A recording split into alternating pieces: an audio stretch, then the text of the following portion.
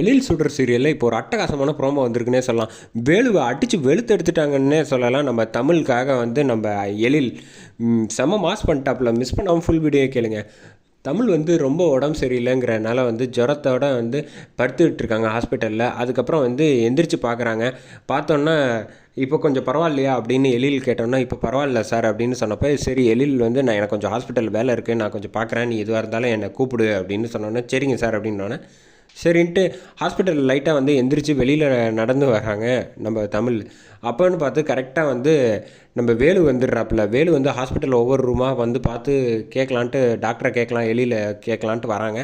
பார்த்தா டேரெக்டாக வந்து நம்ம சுடரையே பார்த்துடுறாங்க. ஏய் சுடர் எங்கே தப்பிச்சு ஓடலான்னு பார்க்குறேன் அப்படின்னோடனே வேகமாக ஓடுறாங்க. சுடர் ஓடுறத பார்த்தோன்னா வந்து கரெக்டாக நம்ம எழில் வந்து பார்த்துடுறாப்புல. என்ன எதுக்கு இவ்வளோ அவசரபரமாக ஓடிக்கிட்டு இருக்கா அப்படின்னு பார்க்குறப்ப கரெக்டாக இவன் வந்து வேலு வந்து துரத்திட்டு ஓடிக்கிட்டு இருக்கிறதையும் பார்த்துடுறாங்க. அதை பார்த்தோன்னா வந்து நம்ம எழிலுக்கு வந்து செம கோவம் வந்துடுது. அப்போன்னு பார்த்து கரெக்டாக ஒரு பாட்டிலை எடுத்து வந்து தூக்கி போடுறாப்புல கரெக்டாக வந்து எழில் வந்து கேட்ச் பண்ணிடுறாங்க. செம மாதம் கேட்ச் பண்ணிவிட்டு வந்து சுடர் வந்து எழில் கையை பிடிச்சிக்கிட்டு பின்னாடியே நிற்கிறாங்க. வேலு வந்து செம கோவத்தில் வந்து வராங்க. வந்தோன்னே வந்து எழில் வந்து வேலுவோட நெஞ்சில் வந்து கையை பிடிச்சி தள்ளுறாப்புல.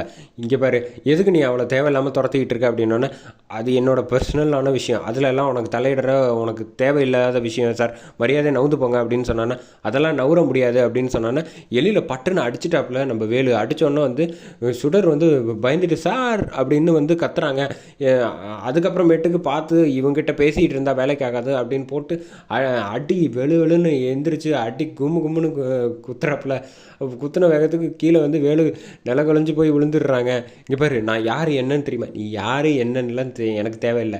அவள் வந்து என்னோட பாதுகாப்பில் இருக்கா. அவள் பாதுகாப்பில் இருக்கிறப்ப, என் கூட இருக்கிறப்ப அவளுக்கு வந்து பக்கபலமாக நிற்க வேண்டியது என்னோட கடமை. நான் இருக்கிற வரைக்கும் அவள் கிட்டக்க நிழல் கூட உன்னால் நெருங்க முடியாதுன்னு வேலு வந்து சட்டையை பிடிச்சி தூக்குறாப்புல நம்ம எழில். தூக்கிட்டு இங்கே பாரு, உனக்கு ஒரு தடவை தான் எச்சரிப்பேன், இன்னொரு தடவை தேவையில்லாமல் தமிழ் கூட வந்து வம்புழுக்கலாம், பார்க்கலாம், பேசலான்ட்டு வந்த வீட்டுக்கு என் கூட தான் இருப்பாள், என் வீட்டில் தான் இருப்பாள், எப்போதுமே என் பாதுகாப்பில் தான் இருப்பாள். அவள் கிட்டக்க வந்து நீ ஏதாவது தொந்தரவு பண்ணுறத தெரிஞ்சு உன்னை தொலைச்சி அப்படின்னு சட்டையை பிடிச்சி அப்படியே தள்ளி விட்றாங்க. என் மேலேயே கை வச்சிட்டல, நான் உண்டு இல்லைன்னு பண்ணாமல் விட மாட்டேன் அப்படின்னு.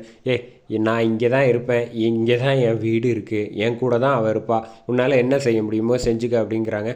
சுடர் வந்து ரொம்ப நன்றி சார் அப்படின்னு சொன்னோன்னே எழிலுக்கு வந்து அதெல்லாம் இருக்கட்டும், அவன் யார், அவன் எதுக்கு உன்னை வந்து தேவையில்லாமல் வந்து வம்புழுக்கிறான் சார், எங்கள் ஊரில் இருந்தவர் சார், எனக்கு சொந்தக்காரன் அப்படின்னு சொல்லிட்டு வந்து என்னை வந்து வம்புழுக்கலான்ட்டு கல்யாணம் பண்ணலான்னு நினச்சிக்கிட்டு இருந்தார் ஊரில், அவர்கிட்டேருந்து தப்பிச்சு தான் நான் இங்கே வந்திருக்கேன் அப்படின்னு மேம்போக்காக சொல்கிறாங்க. அதோட ப்ரோமோ முடிக்கிறாங்க.